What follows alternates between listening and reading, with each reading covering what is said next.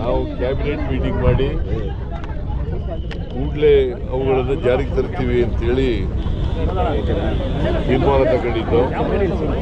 ಅದರಂತೆ ನಾವು ಮೇ 20, 2023ರಲ್ಲಿ ಅಧಿಕಾರಕ್ಕೆ ಬಂದು ಜೂನ್ 11ನೇ ತಾರೀಕು ಶಕ್ತಿ ಯೋಜನೆಯನ್ನು ಜಾರಿಗೆ ಕೊಟ್ಟು ಜೂನ್ 11, 2023 ಶಕ್ತಿ ಯೋಜನೆ ಜಾರಿಗೆ ಕೊಟ್ಟು ಅವತ್ತಿನಿಂದ ನಿರಂತರವಾಗಿ ಈ ರಾಜ್ಯದ ಎಲ್ಲ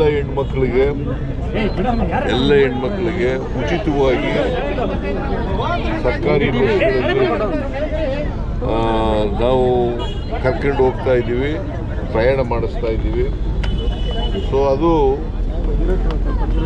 ಇವತ್ತು 500 ಕೋಟಿ ಟ್ರಿಪ್ಗಳು ಹೆಣ್ಮಕ್ಳು ಮಾಡಿದ್ದಾರೆ. 500 ಕೋಟಿ.